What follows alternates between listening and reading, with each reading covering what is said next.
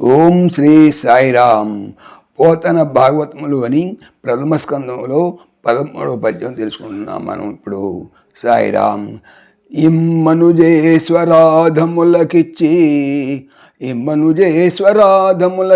పురంబులు వాహనంబులను సొమ్ములు గొన్ని పుచ్చుకొని చొక్కి శరీరము వాసికాలు చే సమ్మెట వేటులంబడక సమ్మతితో హరికి చెప్పేయి బమ్మెర పోతరాజు కొడు భాగవతంబు జగత్తితంబుగన్.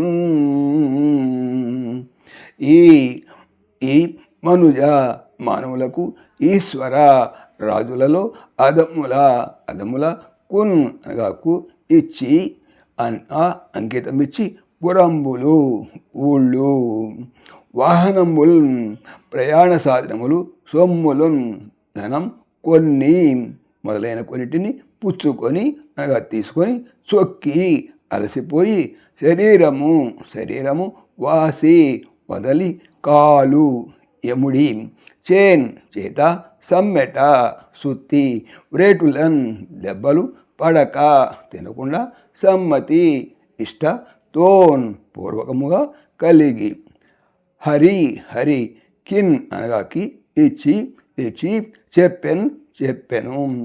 ఈ బమ్మెర వంశపు పోతన అనే సమర్థుడు ఒకడు భాగవతమును జగత్ లోకానికి హితంబుగన్ మేలు సమకూరునట్లుగా భావం. విశ్వశ్రేయస్సు సమకూర్చాలనేటువంటి సంకల్పంతో సమర్థంగా వ్రాసినటువంటి భాగవతాన్ని మానవ మాతృలు మాత్రమే అయినట్టి రాజులు ఎవరికి ఇవ్వటానికి మనసు ఏమాత్రం అంగీకరించటం లేదు. అలా చేసి ఊళ్ళు అగ్రహారాలు వస్తు వాహనాలు లాంటివి ఏవో తీసుకొని ఆ సుఖాలలో మైమరిచి ఈ లోకంలో అనుభవించినా మరణించాక నరకంలో యమధర్మరాజు వేసే శిక్షలనేటువంటి శుద్ధి దెబ్బలు తప్పవని తెలుసు. అందుకే బమ్మెర పోతరాజు అనే నేను చక్కగా ఆలోచించుకొని మనస్ఫూర్తిగా అతి పవిత్ర గ్రంథమైన ఈ భాగవతాన్ని భగవంతుడైన ఆ శ్రీహరికే సమర్పించాను. 14వ పద్యం. చేతులారంగ శివుని పూజింపడేని నోరు నవ్వంగ హరికి తిరుడుబడేని దయయు సత్యంబులోనుగా దలపడేని కలుగ నేటికి తల్లుల కడుపు చేటు. చేతులు ఆరంగా అనగా నిండుగా శివుడిని పూజింపనివాడు ఏని అయితే నోరు నవ్వంగా నొప్పిబిట్టేలా హరి విష్ణువు యొక్క కీర్తి శ్రవణము నుడువడు అనగా పలుకడు. ఏని అయితే దయ మరియు సత్యము లోనుగాన్ అనగా కలుగునట్లు తలపడేనిన్ ఎంచకపోతే కలుగన్ పుట్టుట. ఏటి ఎందుల కిన్ కు అనగా ఏటి గిన్ అంటే ఎందులకు తల్లుల వారి తల్లుల యొక్క కడుపు చెడుపుటకు